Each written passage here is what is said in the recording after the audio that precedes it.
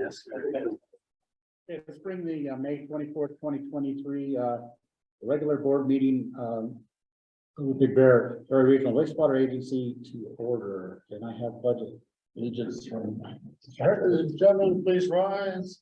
Repeat after me. I pledge allegiance To the flag of the United States of America and to the republic for which it stands, one nation, under God, indivisible, with liberty and justice for all. A roll call, please. Director Herrick, here. Vice Chair Miller, Here. Director Moat, here, Here. and Chair Green. Here. Item is approval of the agenda. Motion to approve. Discussion. Roll call, please. Vice Chair Miller, Aye. Director Moat. Aye. Director Walsh, Aye. and Chair Green. Chair Green, approval of the agenda.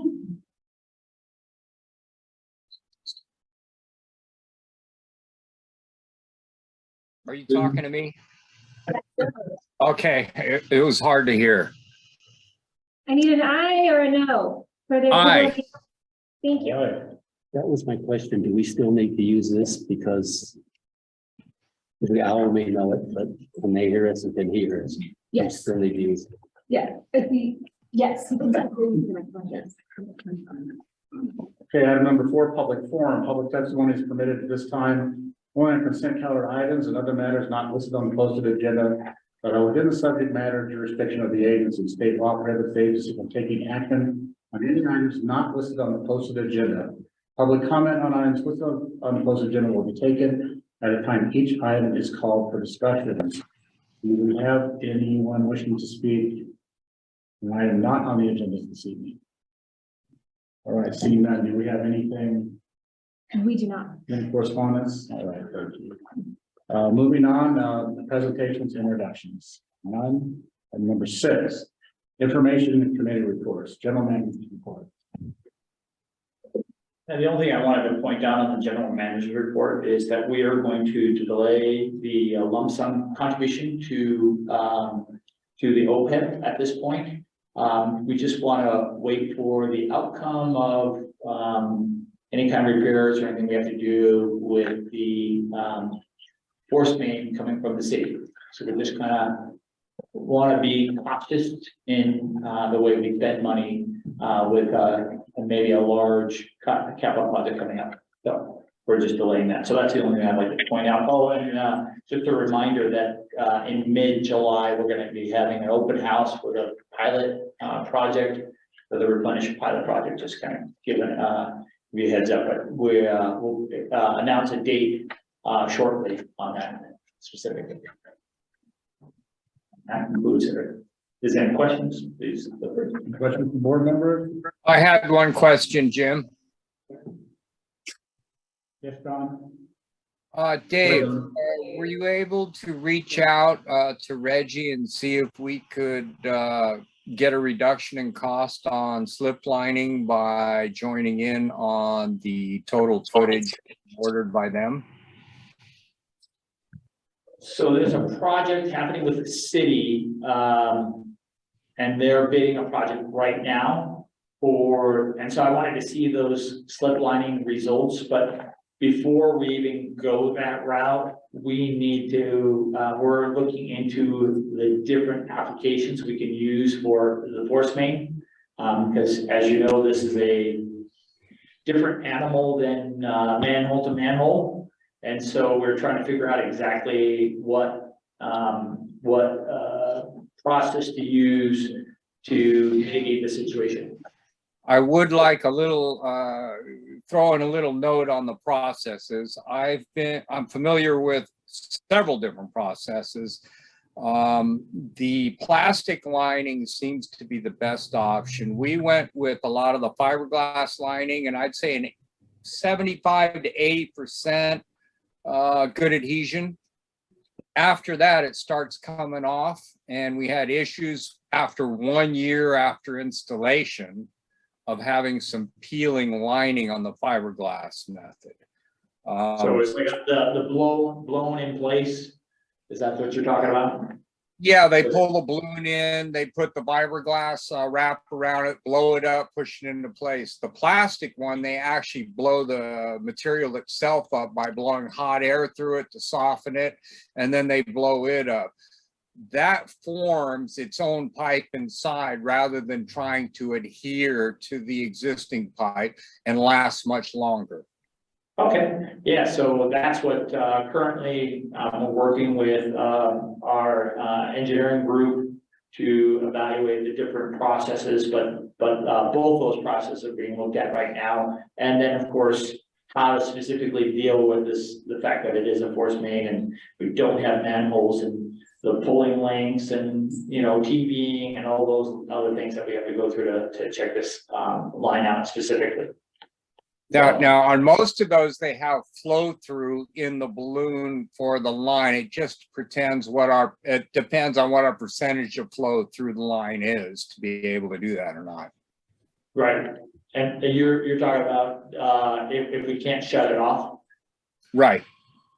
Yeah, It avoids a bypass if you're within the limits of the balloon's pass through. Yeah, and what we right now, we have the option to actually turn the entire line off at the LPS station. And we have, depending on, the time of year that we do it, we have quite a few weeks of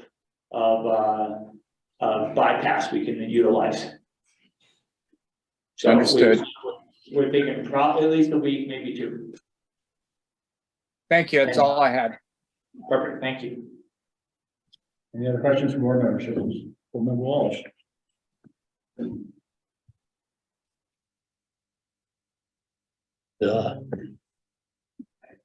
So if I hear that right, if we do fiberglass, it ends up plugging up your plant?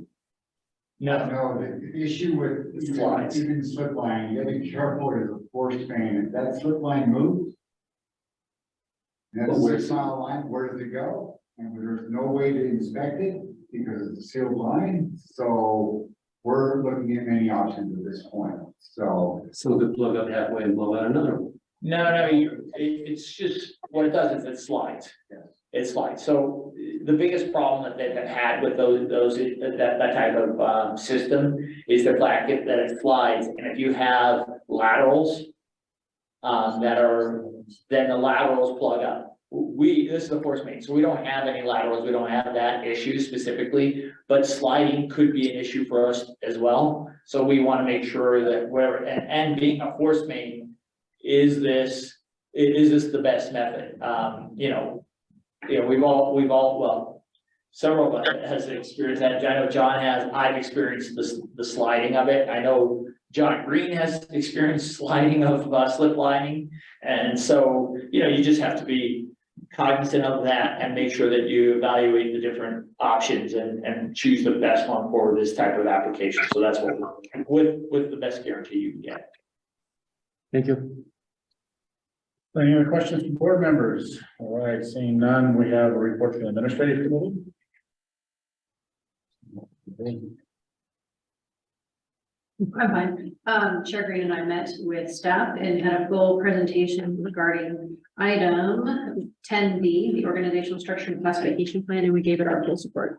Very good meeting, and we appreciate all the details and hard work on it. So you'll see the red line versions, and it has our vetting and our support. Perfect, thank you. Thank you. All right, moving on to the consent calendar. All matters listed on the consent calendar will be enacted by one motion at the appropriate time. There will be no separate discussion of these items. The detailed discussion is necessary. Any governing board member may request that an item be removed from the consent calendar and considered separately. Does any of the board members wish to remove an item? All right, seeing none, can we have a motion to approve? I'll move approval. Second. Second. Discussion on the motion. Seeing none, can roll call please? There are no public comments either. Director Herrick? Aye. Vice Chair Miller? Aye. Director Moat? Aye. Director Walsh? Aye. And Chair Green? Aye. No items removed from the consent calendar. We'll move on to old business. resolution number R 10-2023, a resolution of the governing board of the Big Bear Area Regional Wastewater Agency, appointing the finance manager as the treasurer and auditor. So we brought this to you at the last meeting. You requested us to ask the auditors to review and approve the resolution. Oh, thank you. We did that along with BB&K. Both of them have reviewed it. The definition in the Fourth Amendment of the JPA states that the treasurer shall be the depository and have custody of all money of the agency from whatever source, and that the auditor shall draw all warrants to pay demands against the agency approved by the governing board. Both of these duties are responsibilities of the finance manager, and both BB&K and RAMS have approved the. Thank you. Any questions or discussion from board members? Walsh. Again, not an issue with the person.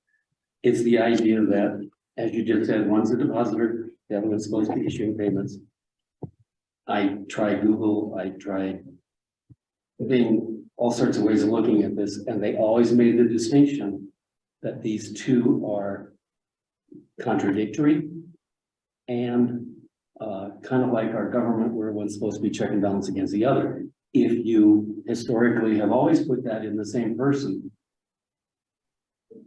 that seems problematic, and that's why I was not in favor, and I'm still not in favor.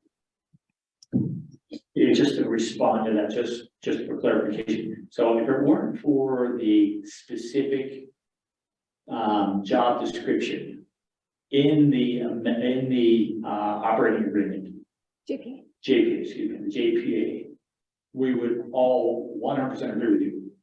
And so would BB&K and RAMS, which is our auditor. But based on the actual description, those same duties are of the finance manager already today. That's why they didn't think there was any reason not to do that in this resolution. So there are already duties. I mean, there are checks and balances in place specifically, and you know, on those duties. It takes several signatures to deposit payments, all those things already. So those checks and balances are in place. In addition to, but I understand if you were just looking at the titles, it might be, wow, what is that? But if you actually, you know, the job description, I mean, the description is actually in the JPA, and that's what really is the reason for this resolution the way it's written. Yes, they still do that. Okay. I don't want to make public how the office operates, for I would think obvious reasons. But typically, a person who makes the deposit does not actually drop the deposit. And yet, from the sounds of what this is doing, we don't have many degrees of separation, and that's my concern. Yeah. I mean, so there are people that different people that make the deposit, that take the money in. It does take several signatures to make that all happen. So I understand your reluctance, but again, in the light of this, the way this agreement specifically depicts the job duties of these two positions. And if it weren't for that, you know, I mean, it would take a basically an amendment, and that's the only reason. Otherwise, we would amend it and get rid of the requirement, you know, but just as a cleanup method, that's as opposed to going through the next 9 to 12 months of trying to get people to sign everything. So I totally understand. Yes. And I think we briefly touched on this in the admin committee as well. And I remember asking about like worst case scenario. And for you guys to run away to Hawaii or whatnot, it would need a couple of different signatures. And we vetted the process, if I recall right. Yeah, there are checks and balances all the way in place. It takes more than one signature to, you know, to write a check to get, it takes, you know, there's a different person that prints them as opposed to 4 signatures to even get it to a point where you can actually run a check, get a check run. And then there's a separate person that there's another person that has to go and authorize the actual check number with the amount on there. That has to be authorized, and it's happened before to, I think it was you, that it's happened before where it didn't get authorized and then the check, or no, actually it was Jim. And then the check went dum, dum, dum, dum, because it bounced around for a little bit until we got it correct. I can't remember, it was a while back. The check amount or something was wrong. It was something that happened. Anyway, so there is a lot of checks and balances in place for these things to take place. You can't just run off with money. It's basically impossible without getting basically about 4 of us to do it together. Collusion. What happened with me? Any other questions from board members? Can we have a motion to approve? I'll go ahead and make that motion to approve. Second. Any discussion on the motion? A roll call, please. Director Herrick, Aye. Vice Chair Miller, Aye. Director Mo, Aye. Director Walsh, No, and Chair Green. Aye.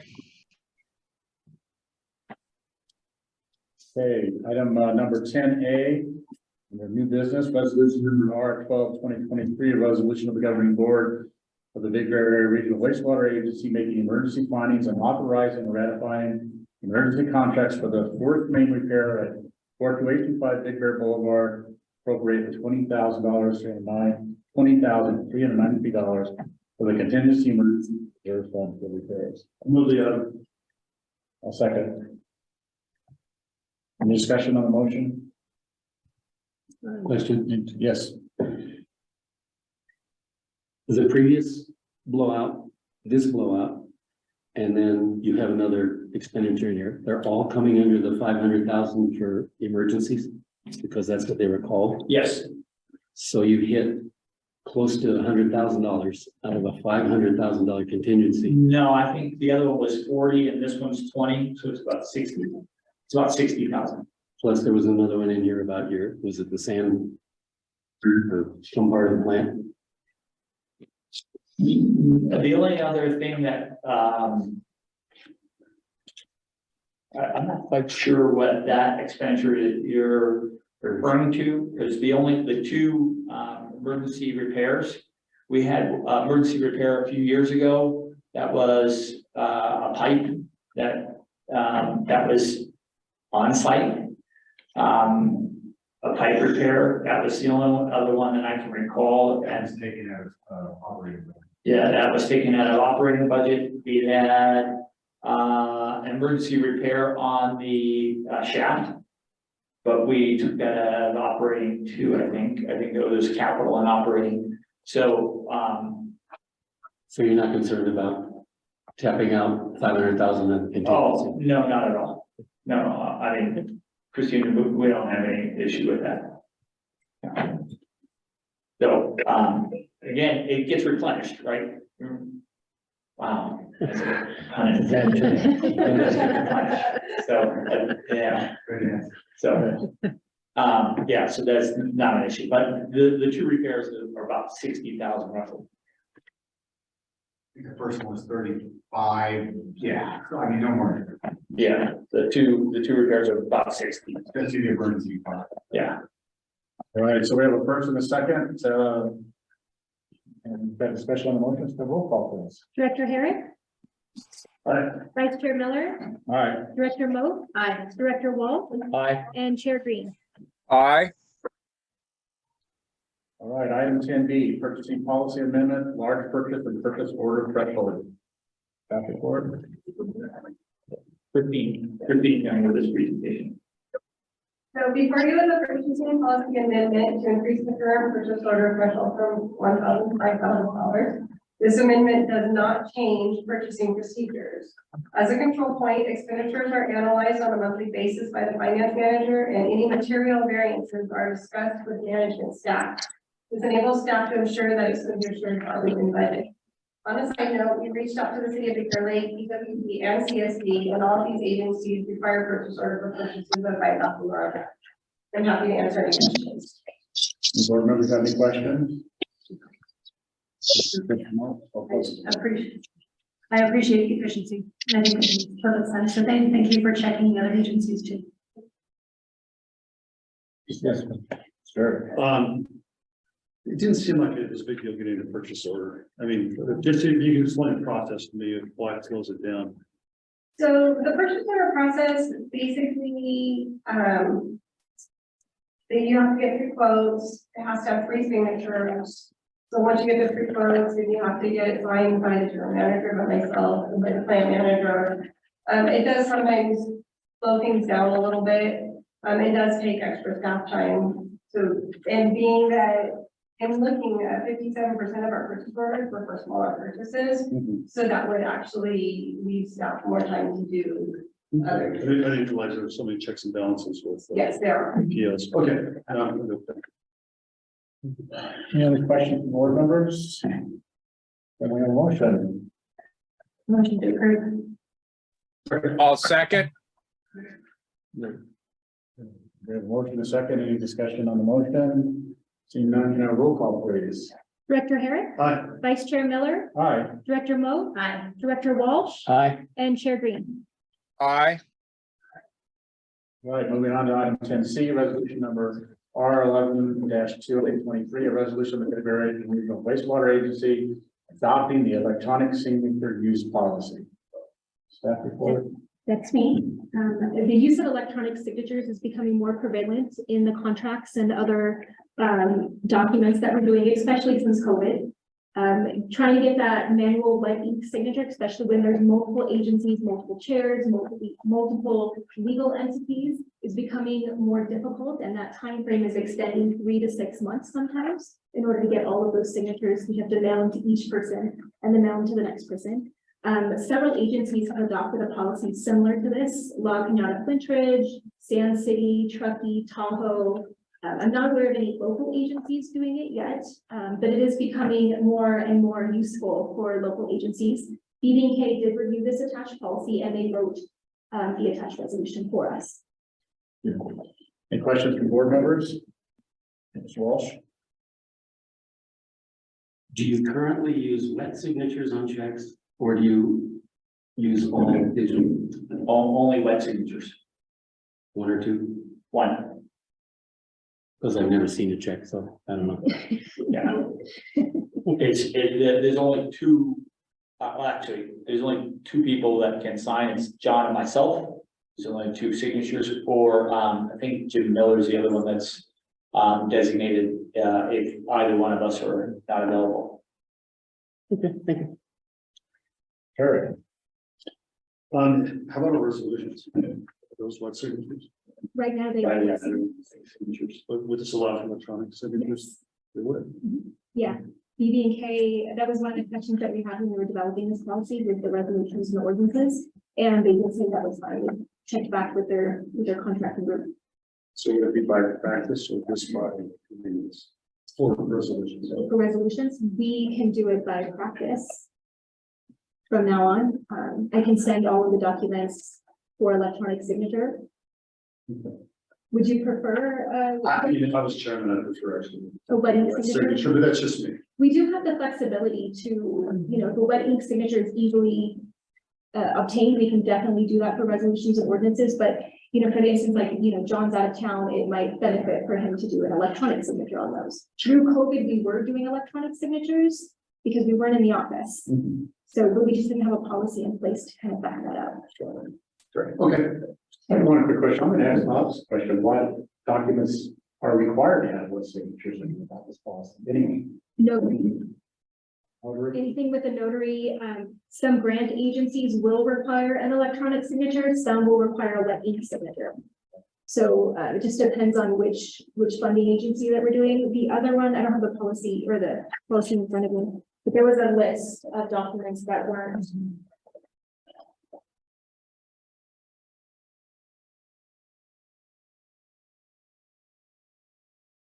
Anything with the county recorder. Okay, yeah, that makes sense. Any other questions from board members? Motion to approve? I'll move the A second. Board Member Mo, you sure you second? Yeah. Oh, I can second. Please second. All right, and any discussion on the motion? None. Roll call, please. Director Herrick, Aye. Vice Chair Miller, Aye. Director Mo, Aye. Director Walsh, Aye. and Chair Green. Item 10D, organizational structure and classification plan, pay schedule. Dr. Ford. So I'm going to take this one. The agency staff, as Director Moat mentioned, we met with the administrative committee May 9th. And we presented a recommendation for revisions to some of the job descriptions and the organizational structure, including reclassification of duties and teams. The recommendations are as follows. Revise the finance manager job description to transfer risk management responsibilities to the human resources coordinator or workers' compensation and to the management analyst for property and liability. Also transfer information technology administration to the senior management analyst board secretary. No pay adjustment in pay would be recommended. It would just be a transfer of some of the duties. This kind of goes with the current procedures right now. Human resources does handle the risk management claims, etc., with workers' comp already. And the property and liability risk management really ties in with project management and contract management, which the management analyst handles now. The other revision is to the human resources coordinator accounting technician to add the workers' comp risk management responsibilities and to specify primary supervision and direction from the general manager. No adjustment in pay rate. Currently, the human resources coordinator accounting technician is a dual position, and it had supervision from the finance manager and the general manager, and sometimes that became problematic. So this would designate one primary supervisor for that position. The third item is reclassifying management analyst board secretary to senior management analyst board secretary. We would be adding the property and liability risk management and information technology administration, and also providing more detail to project management, contract administration, and the general scope of duties and responsibilities. The recommended pay range for that is 40.16 to 54.21. That is an increase over the current management analyst position. The fourth recommendation is to reclassify the operations administrative laboratory assistant to laboratory technician. This would have a revised scope of responsibilities and duties. This reclassification will better reflect the technical level of the position and the increased laboratory responsibilities. This position has been in place for 2 years and is becoming more and more of a laboratory technician position, which is what we anticipated when we originally set up the position. Recommended pay range 30.22 to 40.8. This for some more information on that. The reclassification is recommended in consideration of the current anticipated future increase in laboratory testing required for replenishment bidder. The additional laboratory staff will enable the agency to properly train and prepare adequate staff for the anticipated increase in laboratory testing, and we want to keep it in-house as much as possible rather than sending to outside contractors. Based on historical data for the replenished bear bi-weekly testing, potential savings to the agency and outside laboratory costs are estimated to be approximately $23,600 annually. And then when the project requirements move to weekly testing, that could double. The recommended pay ranges were based on consultation with Bryce Consulting, who is our class and compensation consultant. The change in the pay range, the impact of the management analyst, the top of pay range dollar change would be $4.39 an hour. The laboratory technician would be $4.62 an hour. That's to the top of range.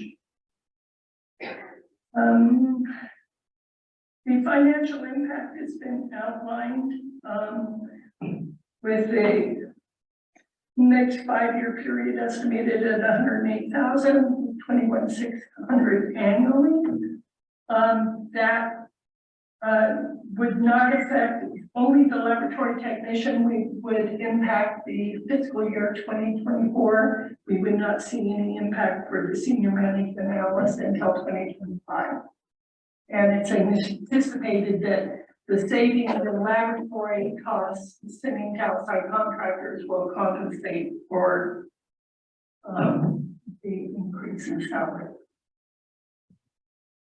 The recommendations are to approve the finance manager job description, approve the human resources coordinator accounting technician job description, approve senior management analyst board secretary job description, approve laboratory technician class specified job description, and approve the organizational chart, which shows the 2 newly classified positions, and approve the publicly available pay schedule effective July 1st. All of these changes would be effective July 1st.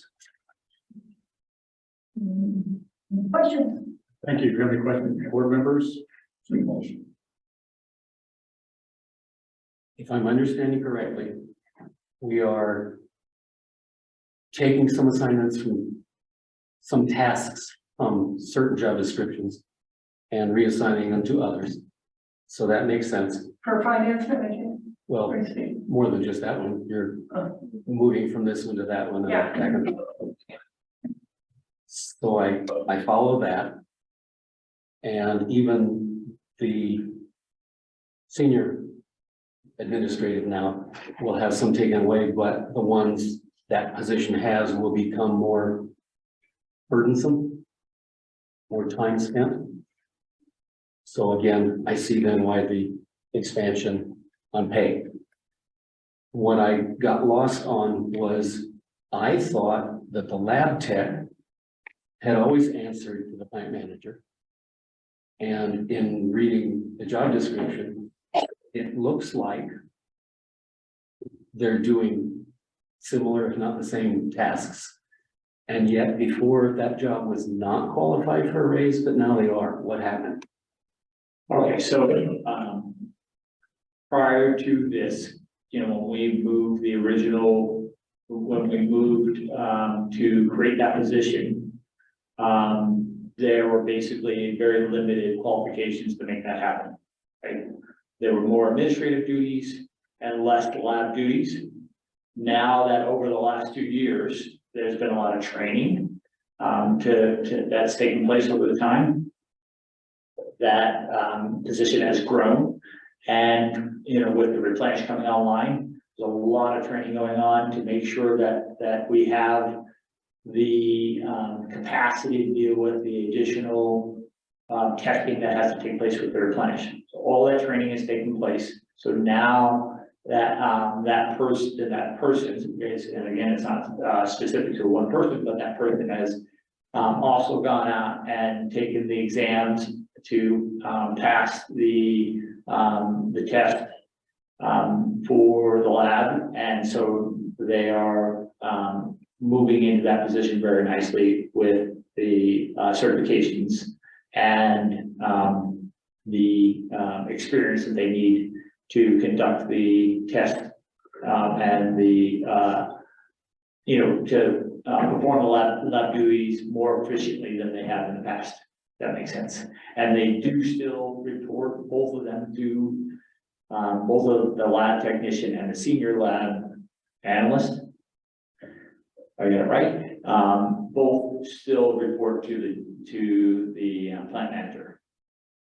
So essentially, it has become easier to find a comparable job in other agencies, and that's why you can make the difference? You know, actually, when we spoke to Shelley, when we spoke to her, who deals with our HR and finding job descriptions and that kind of stuff, her recommendation is most of our comps are for a lab analyst. So the senior, they made a recommendation of 10% above the lab analyst. And then for this position, they were recommending something lower because of the requirement than a lab analyst. I think this is this 15% or 20%? Recommend 15 and 20%. This is 20%. So that The problem is there isn't a lot of data for lab technicians, senior lab analysts. So what they do is they take the journey level, which would be lab analyst, and where the data is available, and then adjust above and below that for the different levels of qualifications. yeah. Well, I was just trying to follow the idea that for 2 years, there was no justification, and suddenly the fairy godmother has come in sprinkled. Yeah, If I could, it's the fairy godfather, actually. He made sure that you got it. Okay. with this position, the administrative clerk was reclassified to this position. And it was the operations administrative and laboratory assistant was just that. It was more of a clerical position with lab assistant to just have someone to assist in the lab, but not take on as much of the technical duties. Well, the thought process in that was, okay, as this progresses and becomes more of a laboratory technician, then we can revisit it. When the salary surveys were done previously, that was classified as a clerical position, and that's what data was used in setting that salary. But now it has become more of a laboratory technical position, so it brings it into another classification. Thank you. Great question. Any questions from board members? None. John's got his hand up. Oh, I'm sorry. Hello? Go ahead, John. Good job. I just want to throw in the point, during the admin meeting, we did discuss about cost savings provided by these lab tests being done in-house. I believe we asked for a ballpark figure on that to throw out to the board. Do we have that number? Yeah, the ballpark figure was 23,000. And then, currently, and then when the tests go to more frequently, we think it's going to be in the range of 46,000. And that's significant. So I did want to make that point. Thank you. Thank you. Any other questions? We have a motion. Motion to approve all 6 staff recommendations. Second? I'll second that. Roll call, please. Director Herrick, Aye. Vice Chair Miller, Aye. Director Moat, Aye. Director Walsh, Aye. and Chair Green. Aye. Moving on, item 10E, award contract and for the LPS generator and fuel system project, appropriate $40,166 from the contingency fund. So, at our LPS station, we have a backup generator, that's been in there probably 30 years or so. We can no longer actually get parts for it. Some of the parts that we could use today, we can't find, and we can't get anymore. The idea was to make sure that all of our backup generators are up to speed and up to date. And so we went out to bid, and published in the paper on March 29th, 2023. We received 2 bids, one from Skyview Electric and the other one from RIC Construction. The lowest responsive bidder was Skyview Electric. And so we're recommending awarding a contract to them in the amount of $174,890. And then also we're recommending increasing the budget by $40,166, making the total of $192,379. And that's just a contingency fund just in case some additional things come up during construction. The lead time is very long for this generator, 70 weeks, just so that way, strangely enough, but that's the time frame right now to get a generator this large. Actually, it's a year out, but It's 60. 60 weeks out. 60 weeks out, but he thinks it about 10 weeks to actually, gives us an extra 10 weeks to install. And also flexibility because they're talking 60 weeks, it could be 61 or 62 weeks by the time we get it, or it could be 59, who knows? So that's what we're dealing with, unfortunately. And so the recommendation is to, again, to appropriate the additional funding from the contingency fund for the project, award the project to $174,890, and authorize the general manager to negotiate and execute the contract documents. That concludes my presentation. I'm available for any questions. Questions from board members? Walsh. This is the other 40 that I remembered from. Oh, okay. Now, is this 40 going to be emergency because we've got so many weeks No. planned, or is No, it's just a contingency fund. it's the other? Yeah, we have plenty of capital contingency fund. Okay, thank you. Any questions from board members? Just one quick one. Are you comfortable with the 70 weeks or do you need a little longer than that, just in case? No, we're comfortable with that time frame, and if we need longer than that, then we can internally we can actually grant an extension of time based on delays or whatever happens with things today, getting parts. I have one question. Yes, John. Yeah, Dave, do you feel that the generators in there now will keep running until we get the replacement? And if not, do we have a quick connect set up there to plug in a portable generator? Yeah, so the generator that we have in there right now is, limping along. The thing that we're dealing with is we can't get a water pump right now, but it's still holding. So we feel fairly confident. We run it once a month to check and make sure it's still all working. But we also have those quick disconnects as you described, and we have a portable generator. So we have the equipment that we need to last until we get the new one. And that was my understanding. I just wanted to make it clear for the rest of the board. Thank you. Thanks, John. The only question I have is, with the LPS, I thought we replaced everything, The generator wasn't moved, it just moved, okay, so it's an old one. It's an old one. Everything looks so clean and nice in there. Last time I looked. Yeah, and it still looks clean and nice, even the generator, but, you know, it's just, it really is the outdated equipment that we, you know, we can't find parts for, because if it weren't for that, I think we would probably just keep it going, because it, you know, it doesn't have that many hours on it. Obviously, you know, we're running once a month or half hour, an hour. You know, 12 hours a year. Then it leads to the question, is there any surplus value to it? Or somebody else? Yeah, we'll reflect it. I'll put it on Godfield, try to solve.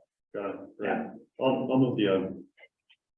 We have a motion. We have I'll second. a second. Discussion. A roll call, please. Director Herrick, Aye. Vice Chair Miller, Aye. Director Mo, Aye. Director Walsh, Aye. and Chair Green. Aye. All right, the next item is item 10F, General Management Employment Agreement Amendment. Is this my item or your? You're welcome Oh, to it's join. Mine and yours together. Okay. The governing board, the performance evaluation and development during closed session at the April 26, 2023 governing board meeting. It was determined an adjustment to Mr. Lawrence's accrual rate of paid vacation hours was appropriate. The governing board has requested an amendment to the employment agreement between the agency and Mr. Lawrence. As required by the Brown Act, the governing board shall provide an oral report that summarizes the proposed action. And if you would, Vice Chair Miller, read the section there of it. Thank you. The item, section in the contract states the general manager will approve paid vacation of 200 hours per year on a pro rata basis. This reflects a 40-hour per year increase effective on May 20th, 2023, which is the first date of the pay period encompassing this amendment. Any questions from board members? I just want to say thank you. I appreciate your leadership of the board, of the team, and replenish project. I mean, the list could go on and on. So just thank you for all your work. Thank you very much. So we have a motion. And that's includes a motion. Second. I'll second. Roll call, please. Director Herrick, Aye. Vice Chair Miller, Aye. Director Mo, Aye. Director Walsh, Aye. and Chair Green. Aye. On to comments and announcements, general manager comments. I have none. Governing board member comments. All right, it's my understanding that, I'm sorry. Did you have a comment, John? I'm sorry. Or John, I'm sorry. Back to the report on solar panels. How does a water pump blow out the system so that it shows it's charging at midnight? I'm gonna let John. It's probably the cooling of the, Yeah, there's been an issue, that they contact me, they go, hey, we're having problems with these solar panels, and I realized that, they go, yeah, we're producing power at midnight, and I said, no, that's impossible. So it's on their end, they sent a crew up to figure out what was going on with it, and they were getting abnormal readings from midnight to 2 a.m. Happened a few different days, and it came up, I believe they fixed it, but I think it had something to do with the computer reading or something like that, it was completely on their end, and I was in contact with people from DSD in New York, and they couldn't figure it, they were like, oh, this is an anomaly, so they sent somebody up to look at it, and hence, we'll wait to see if it happens again, but it hasn't, I haven't got any reports that anything's changed on it. So it's not really a ground issue? I don't believe it is. I believe it's the 4160 reduced down to 480. It's 480, posted to 4160, reduced back to 480, there's something in that long line that comes from a big field out on the pump line. That is the problem. So there's been some issues of readings, and readings have been inaccurate. And since you're boosting it up for that long run, because it's such a long run, the 480, you lose a lot of voltage. They boosted the 4160, that from the transformer, that is where they've been having issues. It was out of the main transformer out there at 5.5. Okay. And since we've all been getting the happy grants in the mail about weed abatement and fire, have we found a way to get that done more reasonably, We will do it in June, August, and September or October. but not from the solar, The solar company will take care of that. so they're gonna pick up? Yes, Cool, thank you. it is in the agreement. And they wanted to argue with the general manager and I, and we read them the agreement, sent them a copy of the agreement. They said, no, that was during construction, but the agreement itself says the same thing. You're responsible for that. I said, well, because if it blows into our pumps and they destroy one of our pumps, it's gonna be more than it's costing you to clean it up because you're gonna pay for my pumps. So they fully understand that, and we now had them coming 3 times in the year, as opposed to 2 months. Oh, cool, thank We're you. gonna take care of it. Any other comments from board members? I just reminded this weekend is Memorial Weekend and Memorial Day on Monday, it'll be a memorial celebration at Veterans Park. We'll begin around 11 o'clock or so, people assembling maybe about 10 o'clock or so. 3 o'clock in the afternoon, there'll be a tribute, which is actually a horn tribute, playing taps. And there's an organization that does this nationwide, and it's now being picked up here in Big Bear, where many people, hopefully around the valley, will play taps at 2 o'clock. And we'll hopefully catch on here, so eventually we'll hear it throughout the entire valley at 3 o'clock on Memorial Day. So, are they gonna have fireworks or are they I gonna? didn't think of fireworks Sunday though, Okay, are they gonna do the drone again or are they gonna do fireworks? actual fireworks. Yes, yes. I just want to report that the city council held their budget workshop this morning. We went over a number of projects and different things the budget proposed for the next fiscal year. Support for the replenish project, we will be passing through the rates for the increase to sewer. So you should, we'll have a second hearing, public hearing in June on the 14th. And then also I realize we're adjourning our June meeting, so happy 4th of July too. Got it. Any comments, questions? All right, we're adjourning this meeting, I guess, till July. Or, you know, Good July. all right. Bye, John. Good night, everyone. Yeah. Bye.